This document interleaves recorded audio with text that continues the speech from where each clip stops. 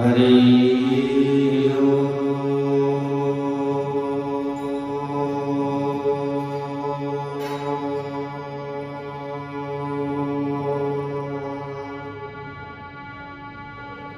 श्री गणेशाय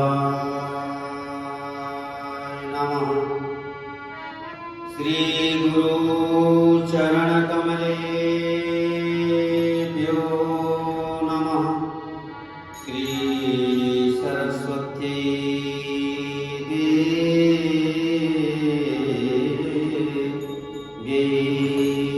नमः। वक्रतुंड महाकाय कोटिसूर्यसमप्रभा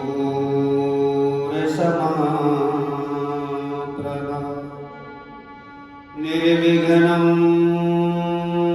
कुरु मे देव सर्वकार्येषु सर्वदा।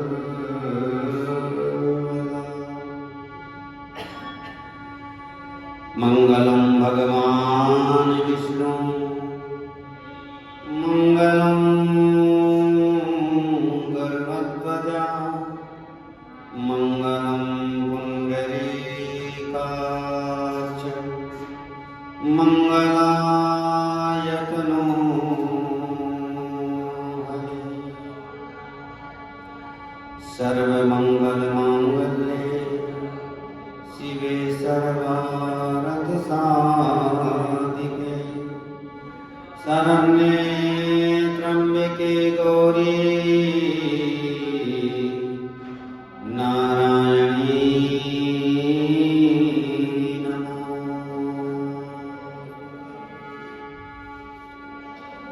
वसुदेवसुतं देवं कंसचाणूरमर्दनं देवकी परमानन्दं श्रीकृष्णं वन्दे जगद्गुरुं। कृष्णाय वासुदेवाय हरये परमात्मने प्रणतक्लेशनाशाय गोविन्दाय नमो नमः। रामाय रामभद्राय रामचन्द्राय वेदसे रघुनाथाय नाथाय सीताया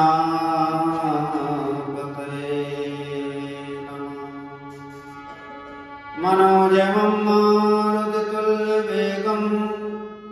जितेन्द्रियं बुद्धिमतां वरिष्ठं वातात्मजं वानरयोतमुख्यं श्रीरामदूतं शरणं प्रपद्ये। अज्ञानतिमिरान्धस्य ज्ञानाञ्जनशलाकया चक्षुरुन्मीलितं येन तस्मै श्रीगुरवे नमः। अखण्डमण्डलाकारं व्याप्तं येन चराचरं तत्पदं दर्शितं येन तस्मै श्रीगुरवे नमः।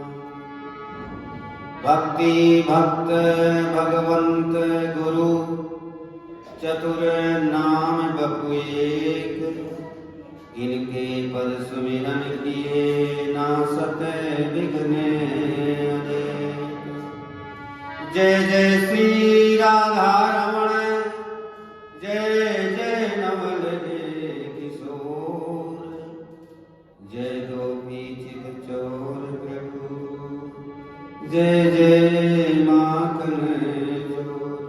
बोलो बाल कृष्ण भगवान की वृंदावन बिहारी लाल की सियापति रामचंद्र भगवान।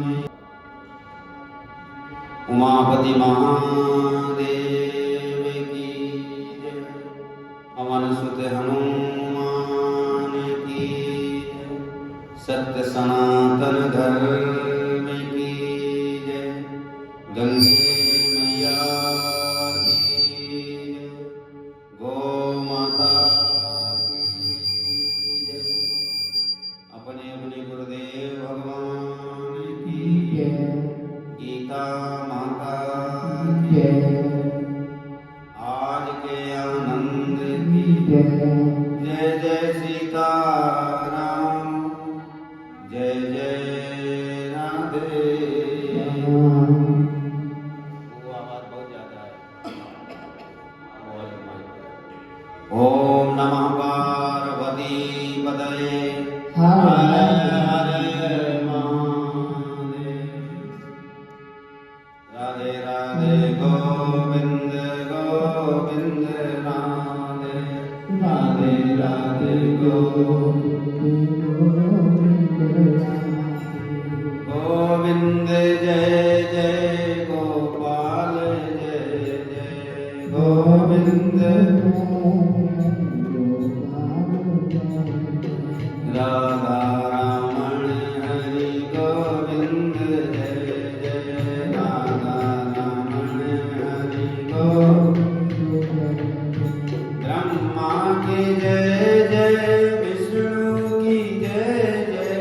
ब्रह्मा की उमापति शिव शंकर की जय जय। उमापति शिव गोविंद जय जय गोपाल जय जय।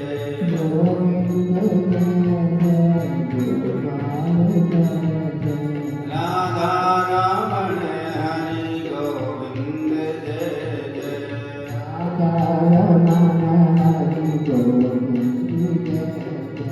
राधा की जय जय रुक्मिणी की जय जय। राधा की जय जय रुक्मिणी की मोर मुकुट बंसी वारे की जय जय।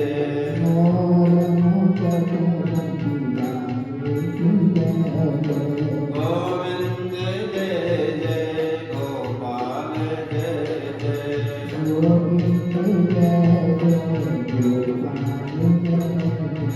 राधा रमण हरि गोविंद जय जय।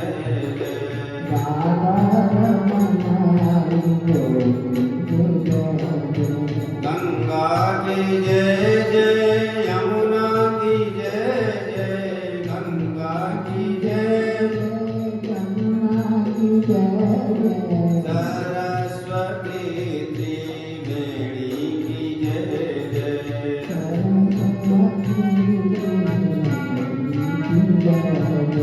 गोविंद जय जय गोपाल जय जय।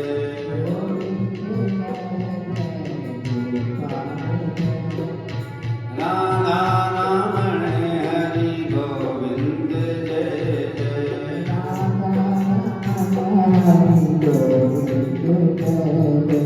संतों की जय जय भक्तों की जय जय। संतों की मोर मुकुट बंसी वारे की जय जय।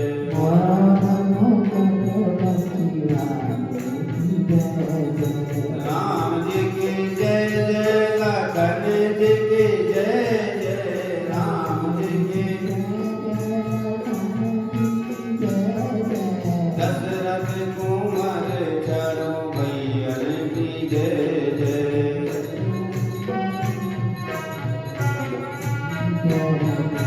गोविंद जय जय गोपाल जय जय।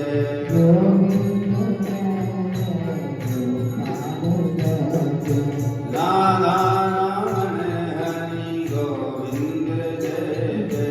राधा बोलिए सियापति रामचंद्र भगवान की जय। महात्माओं की जय।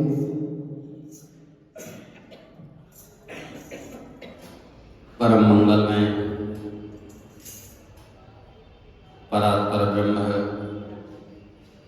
परम अखिलेश्वर अनंत अनंत कोटि ब्रह्मांड नायक अकारण करण कर्मावरुणालय भगवान के चरणों में नमन प्रणाम करते हुए, गुरुदेव भगवान के चरणों में नमन प्रणाम करते हुए, आप लोग सच्चे भक्त हो जो लास्ट में आते हैं ना, लास्ट में बहुत कम लोग रह जाते हैं। शुरू से कथा सुनने तो काफी लोग आ रहे थे, अब आज लास्ट दिन में ना कितने हो गए, थोड़े हो गए। तो लास्ट आ जाएंगे, जो आना होगा तो आ जाएंगे। बड़ी सुंदर आप लोग चर्चा श्रवण कर रहे हैं। भगवान के मुखारविंद से निकले हुई वाणी श्रीमद् भगवद गीता। 15 दिनों से हमने दूसरे अध्याय में विचार किया। भगवान ने ज्ञान योग का उपदेश दिया, पहले सांख्य योग का उपदेश दिया। आत्मा अजर है, अमर है, अविनाशी है।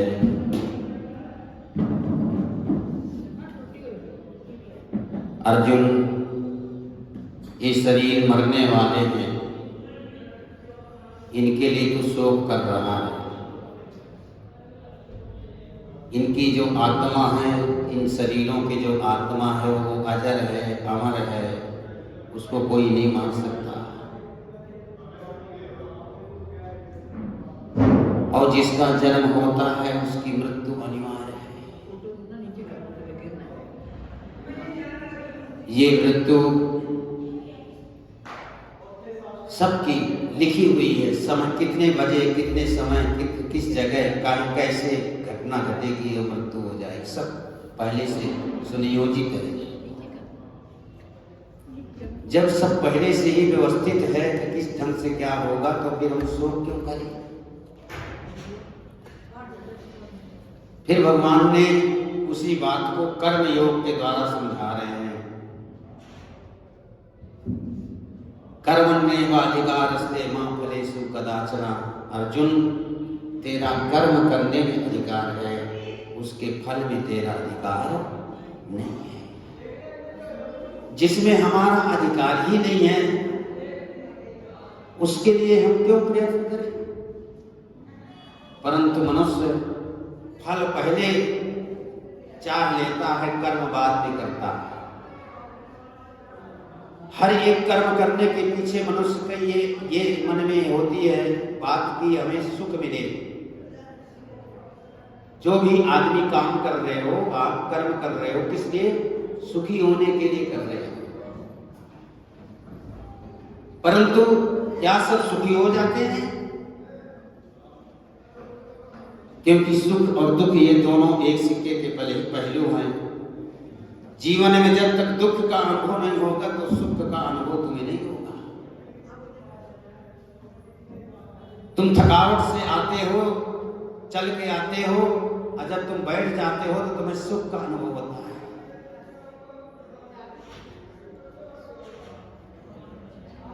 तुम्हें खूब भूख लगती है और भूख के मारे तुम दुखी हो जाते हो, परेशान हो जाते हो। और जब तुम भोजन करते हो तो तुम्हें तृप्ति होती है और तुम्हें सुख का अनुभव होता है। तो सुख को पाने के लिए भी दुख का अनिवार्य है। ये दुख जीवन में आएगा नहीं तो सुख का अनुभव कैसे मालूम होगा? और सबसे बड़ी बात है कि सुख में भगवान भूल जाते हैं और दुख में भगवान की याद आती है। जब दुख आता है, कष्ट आता है, तो भगवान की याद आती है। फिर लगता है कि हे भगवान, आप तुम्हारे सिवा संसार में कोई मेरी रक्षा नहीं करने वाला। परमात्मा की याद आती है।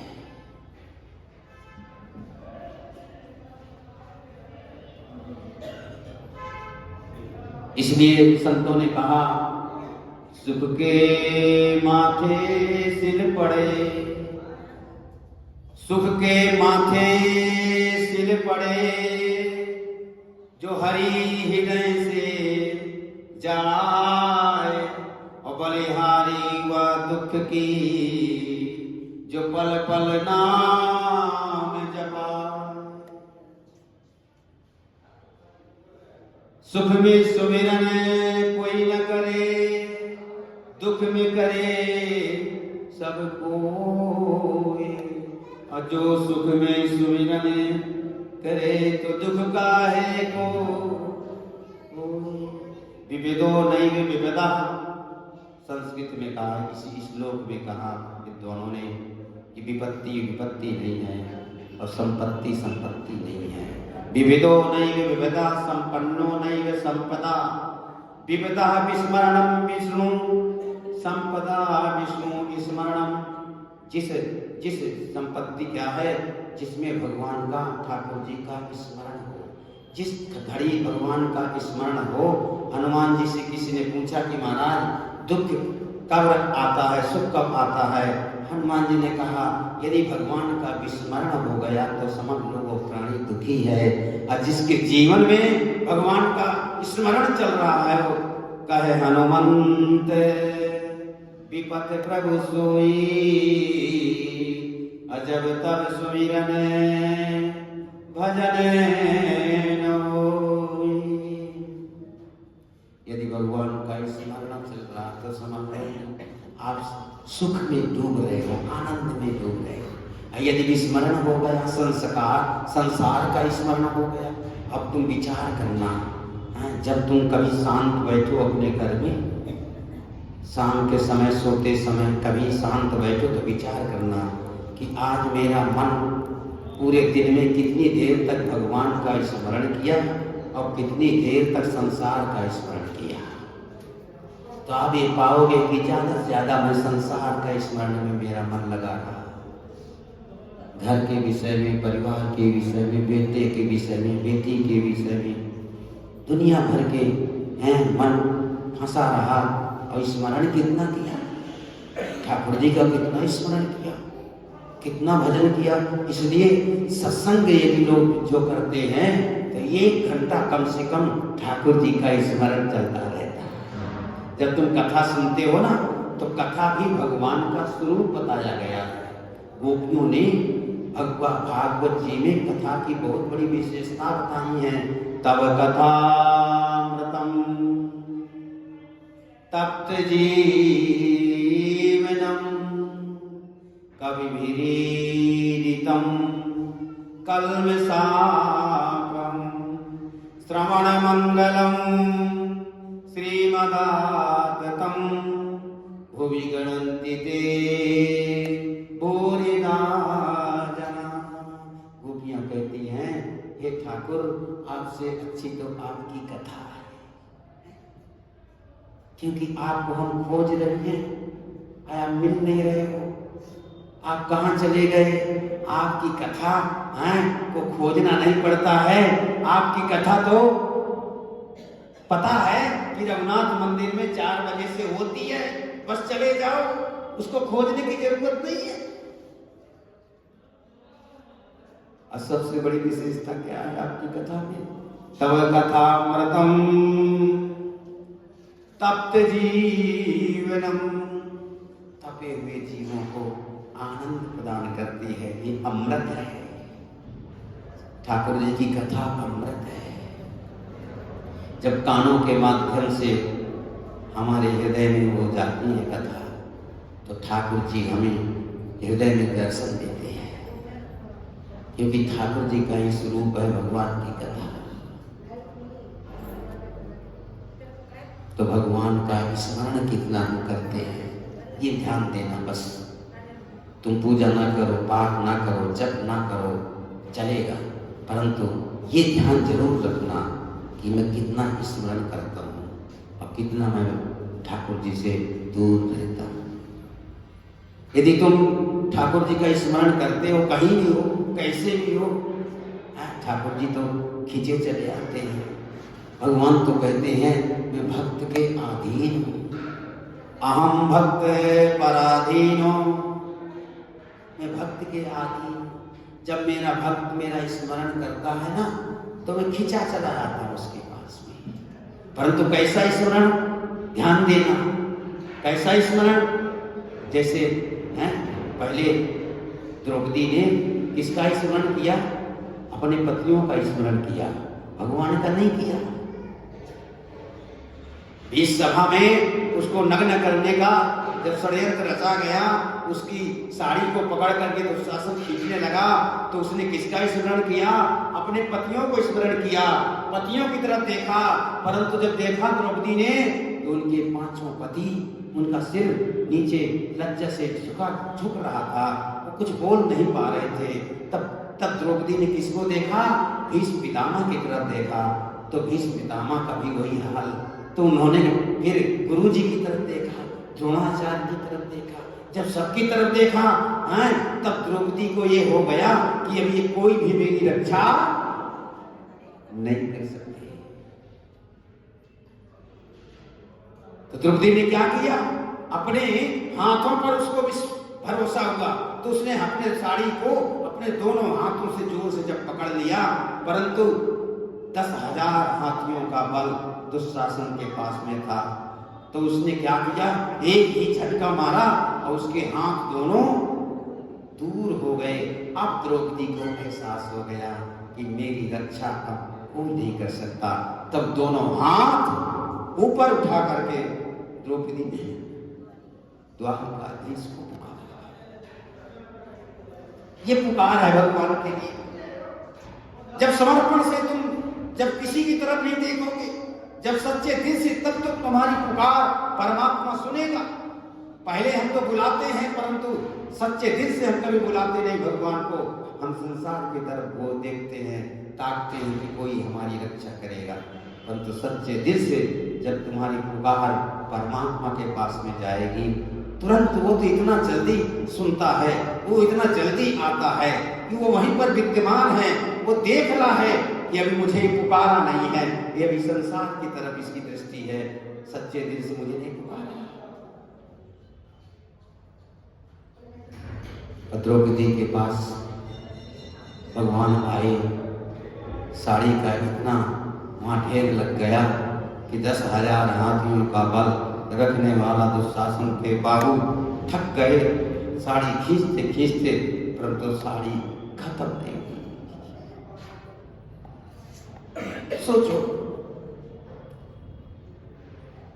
भगवान की एक बार थोड़ा सा खरोंच आ गया था, लग गया था हाथ में चक्र सुदर्शन चलाते समय, तो द्रौपदी ने अपनी साड़ी का किनारा फाड़ करके भगवान के हाथ में बांध दी थी। भगवान कर्जा नहीं रखते कभी किसी का। थोड़ा सा तुम नाम जप लोगे ना, थोड़ा सा तुम भगवान के स्मरण कर लोगे, भगवान कहते हैं उसका ऋणी हो जाता। अब कितनी साड़ी बढ़ा दिया, कितनी साड़ी दे दिया कि नारी बीच साड़ी है, कि साड़ी बीच नारी है, कि नारी ही की साड़ी है, कि साड़ी ही की नारी है। ये पता नहीं चल रहा है। सोचो, भगवान कहते हैं कि जो मेरी तरफ एक कदम बढ़ाता है, उसके लिए मैं 100 कदम चल के उससे मिलता हूं। जो मेरे लिए एक आंसू लेता है, उसके लिए मैं बहुत रोता हूं। जो थोड़ा सा भी मुझसे प्रेम करता है, उससे मैं बहुत प्रेम करता हूं। झूठ ही मेरे से कोई प्रेम करता है, सच्चे दिल से ना करे तो भी मैं उसको ये कभी नहीं मानता ये झूठ मुझसे कर रहा है। भगवान सच्चा मान लेते हैं और भगवान उससे प्रेम करते हैं। भगवान तो सब जीवों से प्रेम करते हैं, चींटी से लेकर के और हाथी तक, बड़े बड़े जितने भी संसार में 84 लाख योनियां हैं, भगवान सबसे प्रेम करते हैं। परंतु ये जीव देखो कितना वो है, निकृष्ट है कि कभी भगवान की शुक्रिया अदा नहीं करता, कि भगवान प्रभु असंतुष्ट रहता, पूरा जीवन असंतुष्ट रहता, बस यही मांगता रहता है, भगवान से मांगता रहता है, और भगवान देते रहते हैं, देते रहते हैं। भगवान कहते हैं मांग, कितना तू मांगेगा, जितना मांगेगा उतना उससे दुगना बना करके तुझे दूंगा। हाँ, परंतु मनुष्य की कभी भी ये नहीं होता कि प्रभु तुमने मुझे बहुत दिया है, बहुत कुछ दिया है, मेरी इतनी औकात नहीं थी जितना तुमने मुझे दे दिया है। ये संतोष जब मनुष्य के अंदर आ जाता है तो मनुष्य की परम शांति मिलने लगती है। शांति का दूसरा कोई उपाय है ही नहीं। यदि तुम्हें शांति चाहिए तो बस हरदम भगवान का शुक्रिया अदा करते रहो, भगवान के लिए कि प्रभु तुमने मुझे बहुत दिया है, तेरा शुक्रिया है, तेरा शुक्रिया है। बड़ी महत्वपूर्ण बात भगवान ने भगवत गीता में कही है। इंद्रियाणाम हि चरताम यन्मनोन्विधीयते तदस्याहरति प्रज्ञां वायुर्नाममिमां वशी तस्माद्यस्य महाबाहो निगृहीतानि सर्वसा इंद्रियाणि इंद्रियार्थेभ्यस्तस्य प्रज्ञा प्रतिष्ठिता। जिसने अपनी इंद्रियों को निग्रह कर लिया है वही साधक है। जिसने अपने मन को अपने वश में कर लिया है, विचार करना माताओं, क्या तुम्हारा मन तुम्हारे वश में है? तुम मन के कहने से चलते हो कि मन तुम्हारे कहने से चलता है? विचार करना। ज्यादा से ज्यादा लोग मन के कहने में चलते हैं, जैसे मन कहा वैसे कर लिए।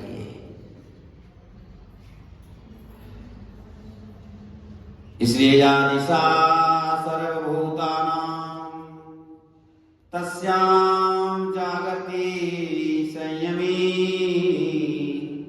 यस्यां जागति भूतानि सा निशा पश्यतो मुनेः। संपूर्ण प्राणियों के लिए जो रात्रि के समान है, उस नित्य ज्ञान स्वरूप परमात्मानंद की प्राप्ति में स्थित प्रज्ञ योगी जागता है। और जिस नाशवान संसारिक सुख की प्राप्ति में सब प्राणी जागते हैं, परमात्मा के तत्व को जानने वाले मुनि के लिए वह रात्रि के समान है। अभी तुम ये मत सोच लेना कि हम जाग गए हैं, तुम सोए हुए हो, तुम्हारी आंखें खुली हैं, फिर भी तुम स्वप्न देख रहे हो। सोते समय आदमी स्वप्न देखता ना, हर एक आदमी स्वप्न देख रहा है। देखे ये स्वप्न अनेक प्रकार,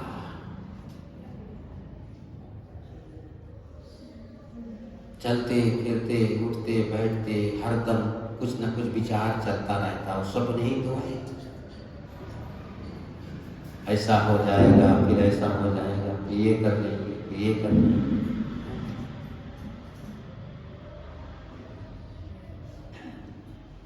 संत जगाने के लिए आए हैं।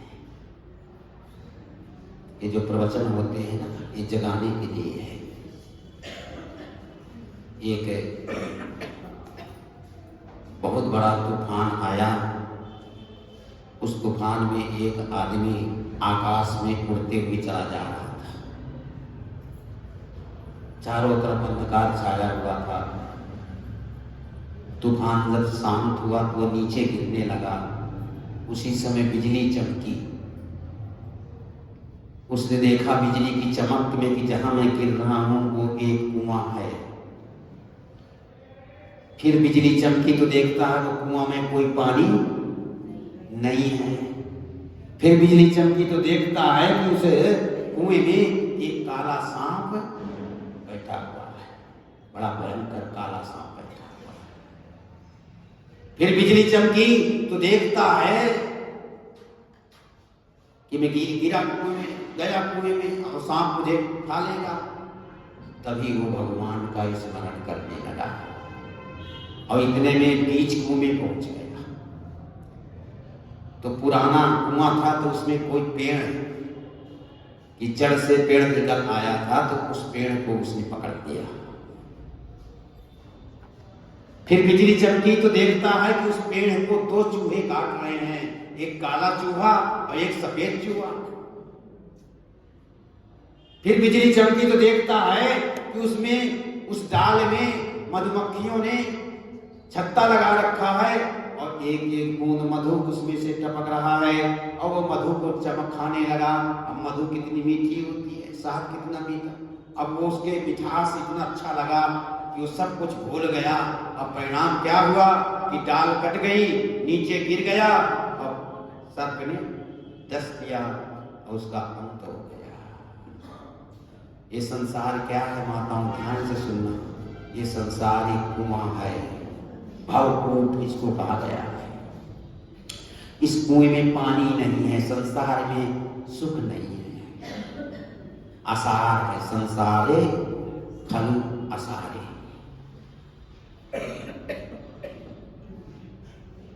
ये बिजली क्या चमक रही है बार बार? महापुरुष बार बार तुम्हें जागृत कर रहे हैं, बार बार तुम्हें बता रहे हैं, तुम्हें दिखा रहे हैं कि देख तेरा मृत्यु तेरी प्रतीक्षा कर रही है। वो नाग जो बैठा हुआ है ना काला सर्प, वो तेरी मृत्यु है, तेरी प्रतीक्षा कर रहा है। तेरे जीवन रूपी डाल कट रही है। रात्रि काला चूहा है और दिन सफेद चूहा है।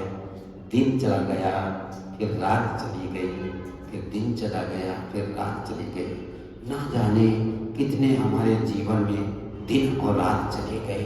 अब वो दिन दोबारा वापस नहीं आएंगे। जिस गंगा जी में तुम डुबकी लगा लेते हो वो जल दोबारा नहीं मिलेगा, फिर नया जल मिलेगा। जितनी बार डुबकी लगाओगे उतनी बार नया जल मिलेगा। जो श्वास तुम्हारे अंदर से चली गई, निकल गई, वो श्वास दोबारा लौट करके नहीं आएगी।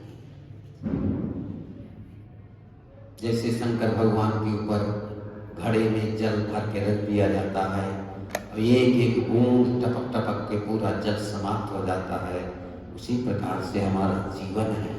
धीरे धीरे मृत्यु की ओर हम जा रहे हैं। जीवन रूपी डाल हमारी कट रही है, परंतु ये साध क्या है? बोलिए 5 विषय हैं जिसमें जीव फंसा हुआ है। श्रोत्रम चक्षु स्पर्शनम च रसनम घ्राण में च। आंखें कहती हैं सुंदर सुंदर दृश्य दिखाओ, कान कहते हैं सुंदर सुंदर गीत सुनाओ, जिह्वा कहती है अनेक प्रकार के रसों का रसस्वादन कराओ, त्वचा कहती है कोमल मुलायम स्पर्श कराओ। ये 5 विषय हैं जिसमें ये जीव फंसा हुआ है और उसको मृत्यु भी दिखाई नहीं दे रही है, उसका जीवन भी समाप्त हो रहा है, ये भी नहीं दिखाई दे रहा है। कितना महापुरुष आकर के बार बार बिजली चमकने का मतलब है कि बार बार महापुरुष बताते हैं, ग्रंथ बताते हैं, संत बताते हैं कि भाई समझ जा। शायद इसी का नाम है दुनिया। दुनिया जानते किसको कहते हैं? जिसमें 2 नया काम होता है। शायद इसी का नाम है दुनिया। कोई आ रहा है और कोई जा रहा है। एक दूल्हा इधर घोड़े चढ़ रहा है तो उधर एक जनाजा उठा जा रहा है। शायद इसी का नाम है दुनिया। कोई आ रहा है, कोई जा रहा है, कोई हंस रहा है और कोई रो रहा है। एक हंस रहा है, एक रो रहा है।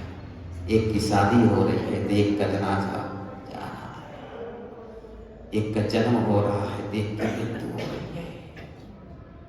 2 नया काम हो रहा है, इसलिए इसको दुनिया कहते हैं। दुनिया में आकर के कितने लोग चले गए बताओ। हम किनको याद करते हैं? उनको याद करते हैं। देखो उनके जगह जगह नाम लिखे हुए हैं। उनको याद करते हैं जिन्होंने ये मंदिर का निर्माण करवाया, जिन्होंने ये सत्संग हाल बनवाए, जिन्होंने उनके कितने पवित्र विचार रहे होंगे कि यहाँ लोग बैठ करके भजन करेंगे, सत्संग करेंगे, ध्यान करेंगे, चिंतन करेंगे। चलो भगवान के यहाँ लिख गया उनका नाम। यहाँ संसार में जो नाम लिखे जाते हैं ये नाम मिट जाते हैं, परंतु उनका जो है वो अजर हो गए, अमर हो गए। जब तक संसार है, गंगा जी है, तब तक उनका नाम कोई मिटाने वाला नहीं है। जिन्होंने ऐसे ऐसे कार्य कर जाते हैं। माताओं, एक सच घटना तुम्हें मैं बताता हूँ, मेरे जीवन में घटी हुई घटना। बम्बई में प्रवचन कर रहा था, बहुत छोटे से ठाकुर जी की सेवा में हमें ये अवसर मिला है। बचपन से तो पढ़ते थे, तो हमें 1 महीना छुट्टी होती थी गर्मी में, तो बम्बई चले जाते थे, वहाँ प्रवचन करते थे। वहाँ बड़ी सच्ची घटना घटी।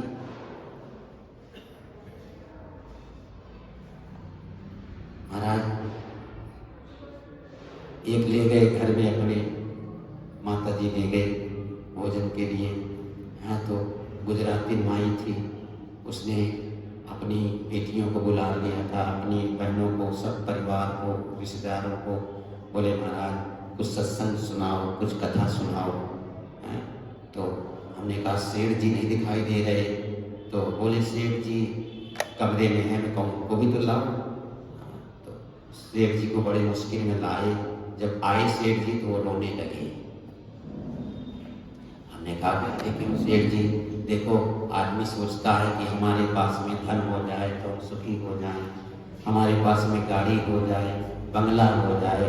हाँ, बहुत बड़ा आदमी था, कोई गरीब नहीं था, बहुत बड़ा आदमी था। उन्होंने कहा भगवान की कृपा से तुम्हारे बंगला भी है, गाड़ी भी है, नौकर भी हैं, फिर क्यों रो रहे हो?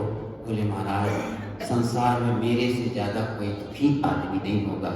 मैंने कहा क्या तुम्हें दुख है? तो वो गोली लाया, इतनी बड़ा डब्बा लाया गोलियों का। बोली ये खाने की गोली, ये पचाने की गोली, ये नींद की गोली, ये ब्लड प्रेशर की गोली, ये शुगर की गोली, हाँ ये हार्ट अटैक की गोली। हम जाने कितनी गोली खाता था। आजकल लोग कितनी गोलियां खाते, नाश्ता करते गोलियों का महाराज, 10-10 गोली खाते हैं। मैंने कहा कि यही गोली तुम खाते हो ना, यही तुम्हारे जीवन का दुख का कारण है। मैंने कहा कि तुम मंदिर में जाते हो? नहीं महाराज, मेरी पत्नी तो चली जाती है, परंतु मैं नहीं जाता, खाली बैठा रहता हूँ। मैं कहा कि सत्संग में जाते हो? मैंने कहा कितने बजे सोते हो? बोले कि 12 बज जाए, 1 बज जाए, 2 बज जाए। उठते कितने बजे हो? मैंने कहा 8 बजे, 9 बजे दिन में उठता। मैं कहा यही दुख का कारण है, हमारा कोई नियम नहीं है। दुखी क्यों है? हमने अपने ये जो रोग हुआ, जो बीमारियां हुई, हमारे स्वयं के कारण हुई हैं। हमने ब्रह्म मुहूर्त का त्याग किया, जिसमें हमें सोना चाहिए। हाँ, जिस समय उस समय हम जागते हैं। निशाचर जानते हो किसे कहते हैं?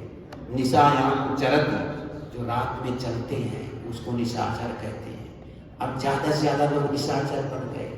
12 बजे, 1 बजे, 2 बजे तक लोग नाचते हैं, गाते हैं, इधर उधर भटकते हैं।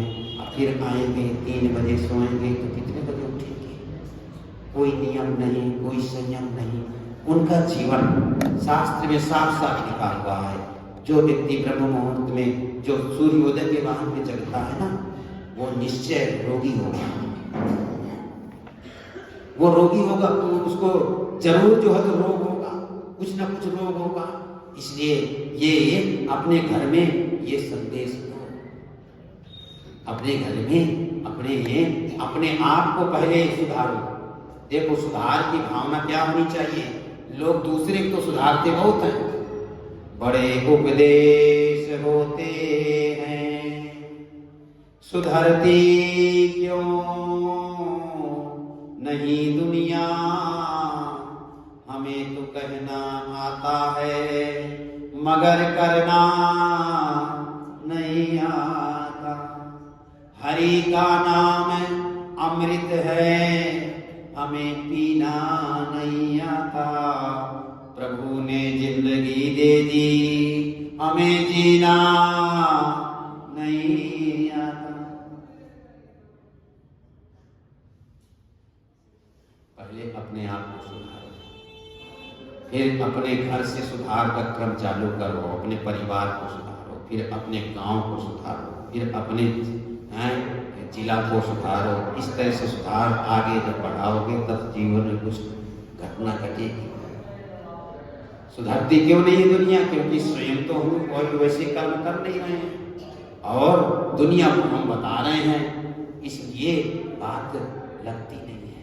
बड़े बड़े विद्वान कबीरदास के पास में गए, बनारस में जब कबीरदास रहते थे ना, बड़े बड़े PhD किए हुए विद्वान गए, बोले कि ये मूर्ख कबीरदास के पास में इतने लोग कथा सुनने आते हैं और हम यहाँ इतने बड़े बड़े विद्वान हैं, वेदों को जानने वाले, हम कथा करते हैं तो हमारे पास में कोई कथा सुनने नहीं आते। तो सब विद्वान मिलके गए, बोले पूछते हैं ये कौन सी गुत्ती पिला देता है, इसी के पास में सब जाते हैं लोग, ना पढ़ा ना लिखा, ना इसने कभी मसी कागज छुयो नहीं, और ये क्या बताता है लोगों को। तो सब विद्वान गए, कबीरदास ने बड़ा आदर किया, बड़ा सम्मान किया। हाँ, बनारस के विद्वान मेरी कुटिया में आए हैं, उन्होंने कहा हम तुम्हारे यहाँ आए हैं कुछ पूछने के लिए। कबीर ये बताओ कि तुम संसार को क्या सुनाते हो, तुम्हारे पास में इतनी भीड़ आती है, क्या बताते हो। तो कबीरदास ने कहा कि यदि बुरा ना मानो तो बताऊं। उन्होंने कहा बुरा नहीं मानेंगे। तो कबीरदास जी ने बहुत सुंदर बात कही, बोले तुम तो कहो कागज की लेखी रे और मैं कहूँ आँखिन की देखी।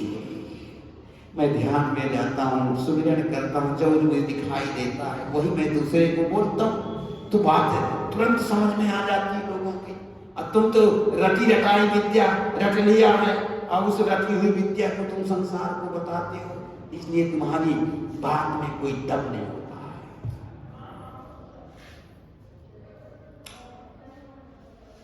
आपूर्यमाणामचल प्रतिष्ठम समुद्रमापा प्रविशन्ति यद्वत् तद्वत् कामायं प्रविशन्ति सर्वे स शान्ति माप्नोति न काम कामी।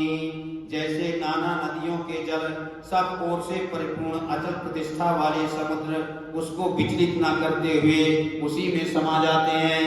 ध्यान से बात को सुनना, भगवान ने उदाहरण दे दे करके, दृष्टांत दे दे करके समझा रहे हैं।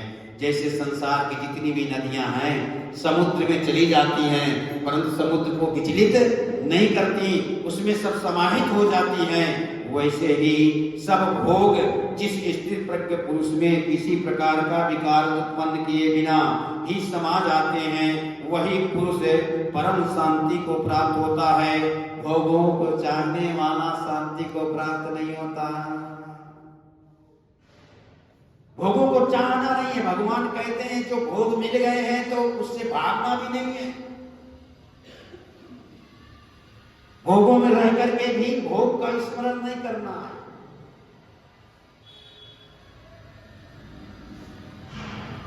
हम भोजन एक बार कर लेते हैं तो हम कितना स्मरण करते हैं, कितना मीठा भोजन, कितना अच्छा भोजन वहां मिला था, हमें जीवन भर नहीं भूलता है। हम कोई भी भोग लेते हैं तो उसका स्मरण बार बार करते हैं, बार बार चिंतन करते हैं। ये सबसे ज्यादा खतरनाक भगवान कहते हैं। जीवन में जो भी कुछ हो गया हो जाने दो, सहज में हो गया तो हो जाने दो, क्यों उसका स्मरण करना सबसे ज्यादा जो है तो बुराई है। भगवान कहते हैं स्मरण मत कर, चिंतन न कर।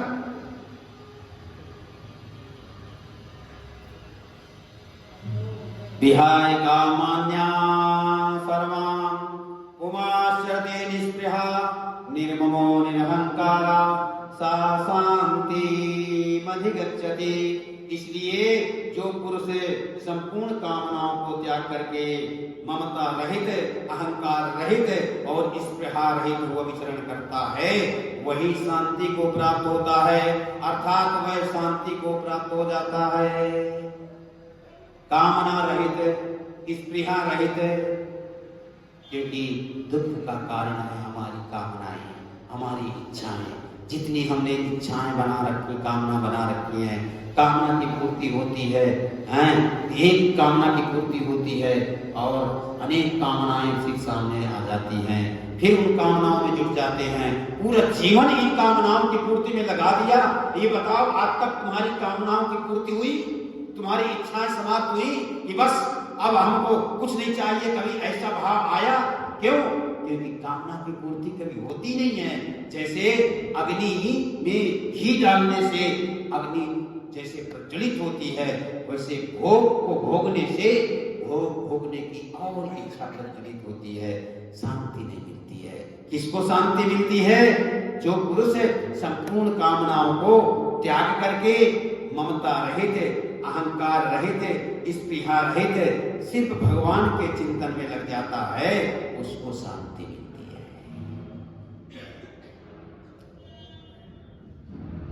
ऐसा ब्राह्मी स्त्री पाठा नैनां प्राप्य विमुह्यति स्थित्वा श्यामन्त कालेऽपि ब्रह्म निर्वाण विच्यति।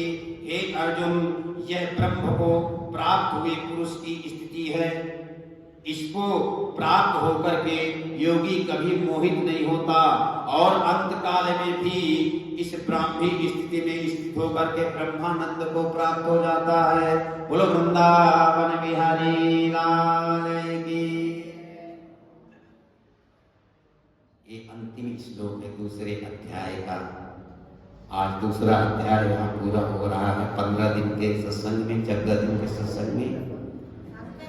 भगवान कहते हैं अर्जुन, यह ब्रह्म को प्राप्त हुए पुरुष की स्थिति है, जो ब्रह्म को प्राप्त हुए। क्योंकि अर्जुन ने प्रश्न किया था ना, स्थित प्रज्ञस्य का भाषा समाधि तस्य केशवा स्थिति किम प्रभासेता किम आसीत ब्रजेत किम। जो स्थित प्रज्ञ हैं उसके क्या लक्षण हैं, वो कैसे बोलता है, वो कैसे चलता है, वो कैसे खाता है, जो ये प्रश्न किया था तो भगवान ने उसका उत्तर दिया और अंत में कहा कि जब ब्रह्म की तुम्हें प्राप्ति हो जाएगी, ब्रह्म की स्थिति बन जाएगी, तो फिर तुम इसको प्राप्त होने के बाद में तुम्हें जीवन में कभी मोह नहीं होगा। यदि मोह तुम्हें होता है तो समझ लो अभी ब्रह्म की स्थिति तुम्हारे अंदर आई नहीं है। परमात्मा की ब्रह्म की स्थिति आ जाए तो तुम्हें मोह नहीं होगा और वो स्मरण ब्रह्म का निरंतर तुम्हारे मन में बना रहेगा।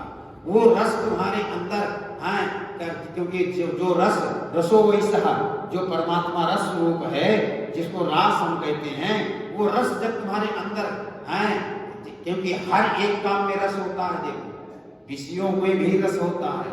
जब तुम्हारे को अच्छी अच्छी चीज देखते हो खाने पीने वाली, तुम्हारे रस निकलने लगता, मुंह में पानी आता नहीं आता?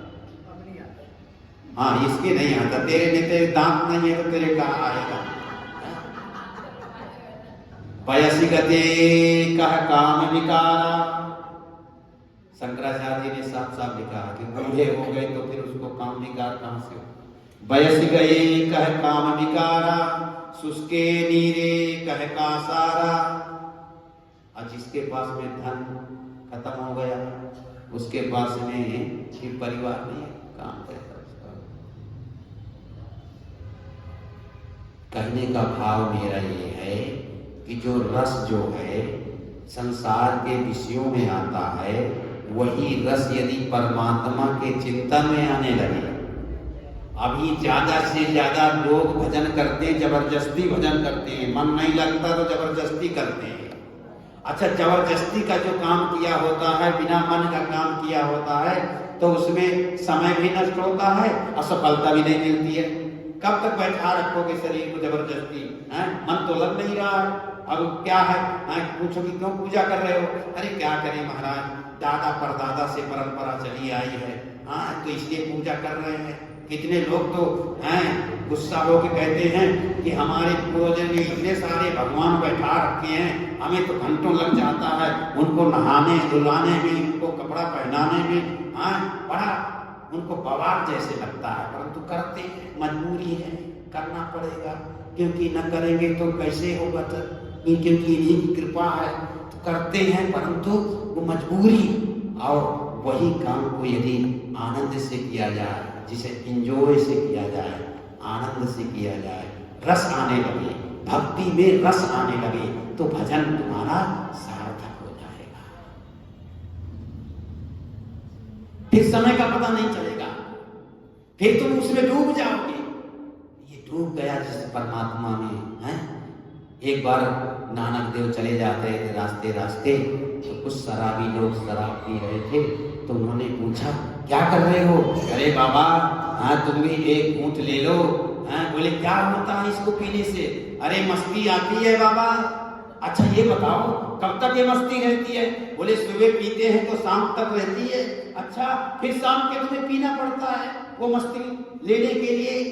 बोले गांजा भांग शराब में।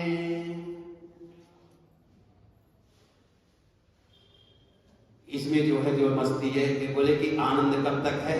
बोले सुबह पियोगे तो शाम तक है। नान कुमारी नान का चढ़ी रही रात, अपने तो प्रभु के नाम का जाम पी लिया है। अब हमारी ये मस्ती एक बार जिसने इसे आनंद को, प्रभु के नाम को जिसने ले लिया, उसकी जीवन भर मस्ती नहीं उतरती है। और वो रस जिसको मिलने लगा, वो भक्ति जिसके जीवन में आ गई, तो भगवान कहते हैं अंतिम ये श्लोक है भगवत गीता के दूसरे अध्याय का, बड़ा महत्वपूर्ण श्लोक है। क्योंकि यहां तक जब तुम पहुंच जाओगे फिर देखना तुम्हारा जीवन परिवर्तित हो जाएगा।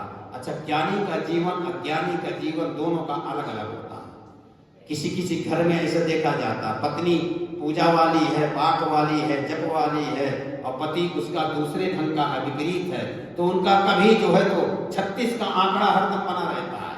क्योंकि उसका तो इधर मन लगता है, वो सत्व गुण के है, वो तमोगुण का है, और दोनों गुण एक जगह नहीं रह सकते हैं। तो इस प्रकार से आप ये देखना कि जब ब्राह्मी स्थिति आ जाती है, जो स्थिति स्वामी राम तीर्थ को आ गई थी, जो स्थिति स्वामी विवेकानंद को आ गई, जो स्थिति मीराबाई को आ गई, जो स्थिति वो संसार से उसका फिर कोई लेना देना नहीं होता है।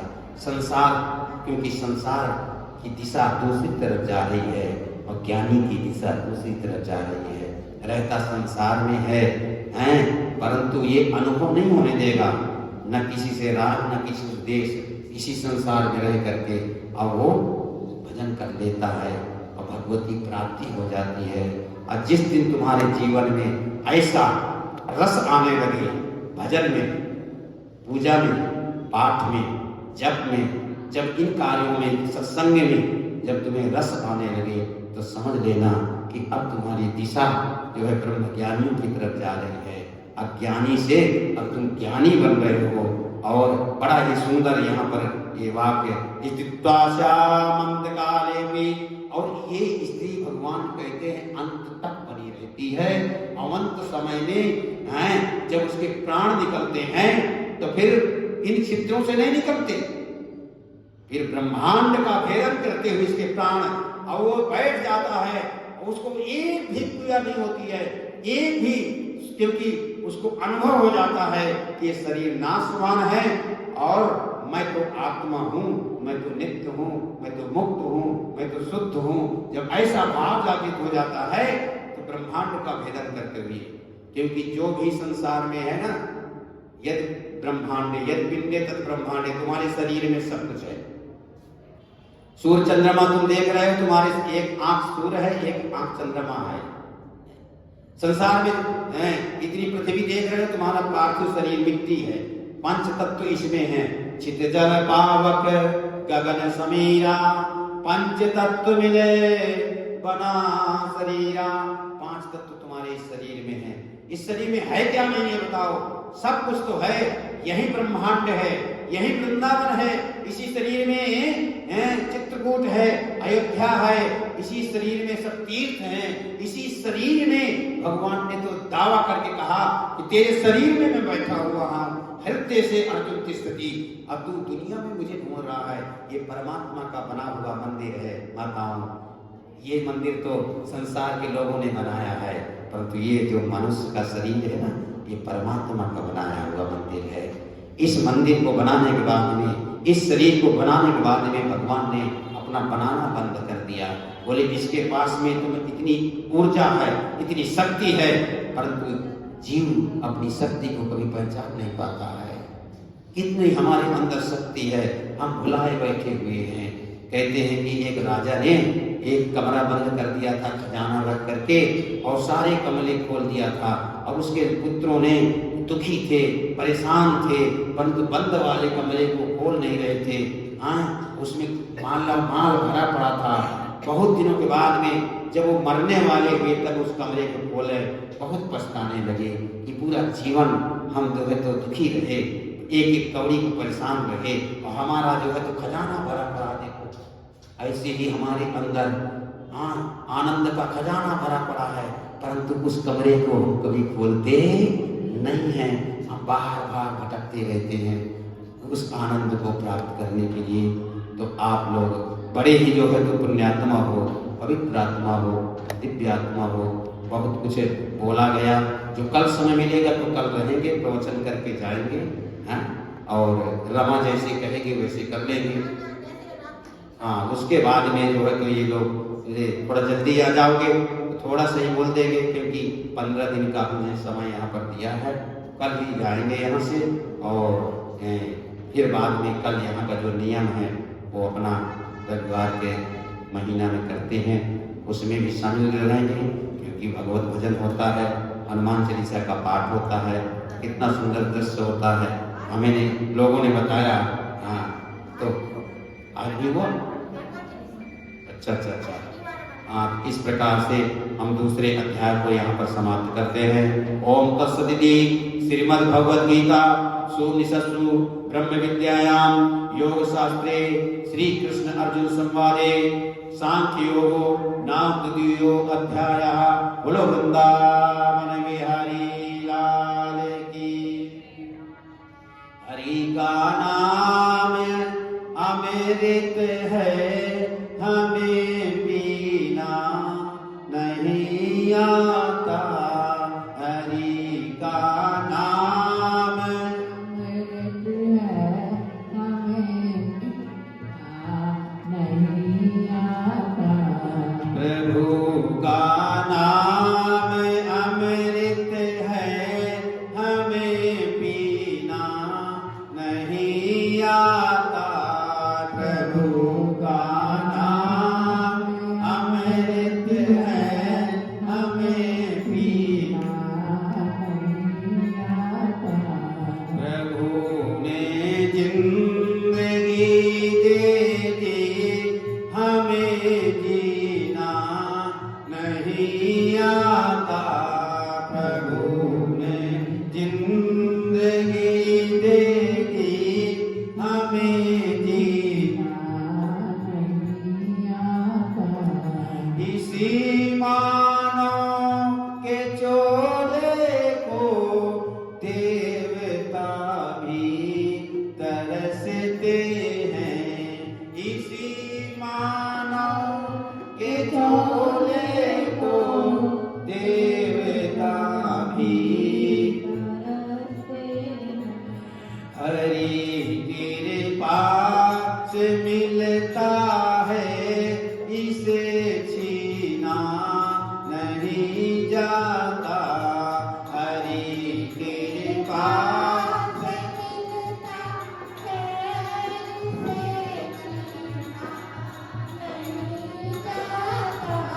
हरि का नाम अमृत है, हमें पीना नहीं आता।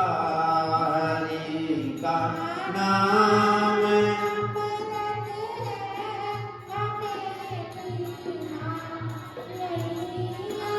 बोलिए वृंदावन बिहारी लाल की।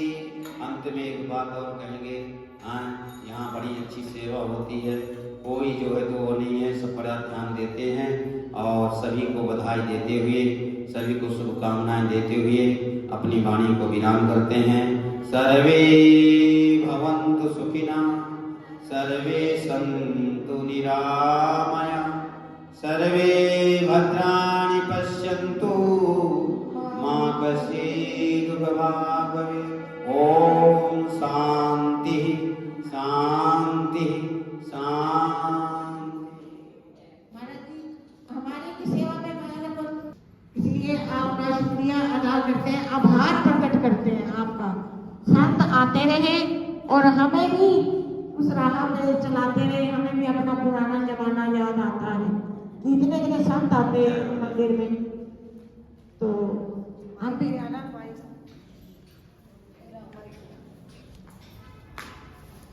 गंगा मैया, गंगा मैया।